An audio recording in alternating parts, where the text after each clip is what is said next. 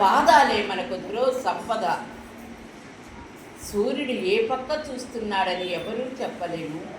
భగవంతుడు ఎలా చూస్తున్నాడు అని ఎవరూ చెప్పలేరు.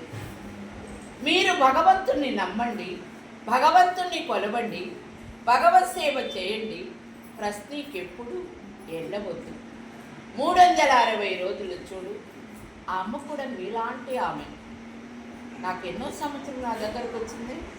ఎన్నో సంవత్సరం 18 సంవత్సరాల క్రితం వచ్చింది. ఆమె కూడా నన్ను విమర్శించే వచ్చింది. విమర్శించకుండా రాలేదు. ఏంది ఎంతసేపటికి మీ తాత మంచి మాట నాకేం చెప్పడా అని అడిగింది. వాళ్ళ భర్తకి కాళ్ళు బాగా నడవలేని స్థితిలోకి వచ్చాను. ఇలానే మీకు ఇచ్చే ముకుంద మాల ఎత్తి ఆయనకి ఇచ్చాను. ఆమె చేతికి ఇచ్చి కట్టారు. అర్థము కాలేనంత హ్యాపీ అయింది కాదు. దాన్ని చూసి మెట్టు మెట్టుకి రాసాగారు. వస్తూ వస్తూ ఏదో 2 మాటలు సంసార భారంలో మీరు ఎలా ఉన్నారు, ఏది కలిసి రాదన్న బాధలో పడుతూ నలుగుతూ ఉంది. వచ్చి ధ్వజస్తంభం కాడ 3 సంవత్సరాలు నామం చేయమన్నాను. ఇప్పుడు కూడా నోట్లోనే నామం ఉంటుంది. నా కాడ ఎవరు లేరని వచ్చింది. ఆ నారాయణ మంత్రమే చేస్తూ ఉంది. చేయంగా 9 సార్లు రాసి సిఐకి ఫెయిల్ అయి ఉన్నాడు. అనుకుంటున్నాడు 10వ దాంట్లో పాస్ అవుతాడు అని చెప్పాడు పరమాత్మ. ఆ మాట మాత్రమే వాళ్ళకి చెప్పాను. ఈ సందు ఆ నామం లేక ఎప్పుడు వెళ్ళిందో వాళ్ళ భర్త డబ్బులు లేకొచ్చాడు.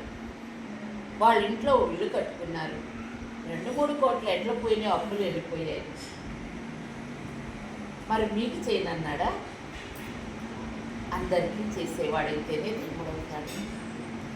అందరికీ రక్షకుడు, కనురెప్పగా కాసే కమల నేత్రుడు, దివ్య గుణములనిచ్చే అండగా ఉండేవారు వైకుంఠవాసుడు.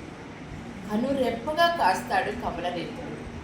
సమస్త జీవరాశుల్ని నడిపించి, నా మీద ఎంత పిచ్చో జనాలకు తెలుసా నాయన. నా కారులు తప్ప ఇది వరకు మీరు అందరూ వెళ్ళిపోతారు. ఆయన లేకపోతే ఈ తప్పుకి ఏం చేసింది మీరు చెప్పండి, మీరే చెప్పండి. అదిగో సాయంకాలం ఒక 120 కేజీలు నాకు మల్లెపూలు మొక్కిందంట, నా పైన పోస్తుందంట. ఎంత పిచ్చో మీరు ఆలోచించండి. 120 కేజీలు మల్లెపూలు తెచ్చి నా పైన పోయటమైంది. నారాయణమూర్తికి పోయి నేను చూస్తాట, ఆయన ఎవరో మాకు కనిపించలేదు, నువ్వే మాకు కనిపించని తీసుకు నీతో పోస్తాను అంటే అంత ప్రేమ పట్టుకున్నారు ప్రజలు. అలాంటి వాళ్ళే గెలుపులేకి వచ్చారు.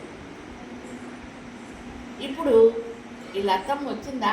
అందుకు వచ్చిందా? దేనికోసం వచ్చిందా అడగండి, అడగండి, మీరే అడగండి. అంటే మీకు ఎందుకు చెప్తున్నానంటే బావిలో పడ్డ వాళ్ళకి తాడు వేయటం. మీరు దేనికైతే తొందరపడి పరిగెత్తి గబగబా మేము వెళ్ళిపోవాలంటున్నారు కదా, అందుకు నేను చెప్తున్నాను. వాళ్ళు మీలాంటి వాళ్ళే. ఆమె నేరుగా నా కాడికి రాలేక 24-25 ఏళ్ల క్రితము ఆ ఊర్లో ఒక ఆయన ఇచ్చాడు నా కాడికి. ఎవరైనా? వెంకటయ్య. మెడ్రాస్లో నెల్లూరులో రామచంద్రారెడ్డి హాస్పిటల్లో ఆపరేషన్ చేయాలన్నారు. మెడ్రాస్కి పోండి, మా వాళ్ళ వీలు కాదని వారే పంపించారు. మెడ్రాస్ పోయి డబ్బులు కట్టబోయే ముందు భయం వచ్చేసాడు. ఇక్కడ ఎవరో ఒక ఆమె వాళ్ళ ఊరికి సంబంధించిన ఆమె, తాతయ్య స్వామి ఉన్నాడు, మనిషిలాగా ఉంటుంది, మీరు కాకపోతే మీకు అది బాగుంటుంది అని ఆయనకి చెప్పింది. ఎందరో చెప్తే అంతే ఆయనలో పడిపోయింది. పడిపోయి నేరుగా వచ్చాడు. శనివారం దండలు వేస్తున్నాను, ముకుంద మాల. ఆ మాల ఆయనకి వేశాను. ఆ మాలతోనే ఆయనకి జబ్బు సక్సెస్ అయింది. ఆయనకి ఈరోజు ఎన్నేళ్ళు? 27 ఏళ్ళు, 25 ఏళ్ళు. 96లో నేను ఇక్కడికి వచ్చాను. ఆయన 99లోనో ఏమో ఇక్కడికి దిగాడు. ఈ రోజుకి ఒక మెడిసిన్ లేదు, ఈ రోజుకి మళ్ళీ హాస్పిటల్ లేదు. కూరలు కాస్తున్నాడుగా. మరి ఆ జబ్బు ఎవరు బాగా చేశారు? ఆయన్ని పట్టుకొని వచ్చిందమ్మ ఆ ఊరి నుంచి. వస్తే డైరీ ఫారం పెట్టాము. ఈరోజు కట్టేసింది, ఈరోజు అన్నీ సర్దిపోయే స్థితిలోకి వచ్చాయి. 1-2కి పడిపోతుంది.